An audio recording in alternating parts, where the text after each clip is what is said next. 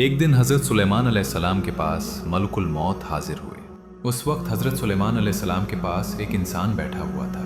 मलकुल मौत ने उस इंसान की तरफ गौर से देखा। वो इंसान घबरा गया, उसके चेहरे का रंग बदल गया। जब मलकुल मौत वहाँ से चले गए तो उस इंसान ने हज़रत सुलेमान अलैहिस्सलाम से अर्ज़ किया, ए नबी अल्लाह, ये कौन थे जो मुझे इस तरह देख रहे थे? हज़रत सुलेमान अलैहिस्सलाम ने फरमाया, ये मलकुल मौत थे। ये सुनकर वो शख्स कांप उठा। उसने अर्ज़ किया, ए नबी अल्लाह, मुझे लगता है ये मेरी जान लेने आए थे। बराह करम मुझे यहाँ से दूर भेज दीजिए, हवा के ज़रिए मुझे हिंदुस्तान पहुँचा दीजिए। हज़रत सुलेमान अलैहिस्सलाम ने अल्लाह के हुक्म से हवा को हुक्म दिया और वो शख्स पलक झपकते ही हिंदुस्तान पहुँचा दिया गया। कुछ देर बाद मलकुल मौत दोबारा हज़रत सुलेमान अलैहिस्सलाम के पास आए।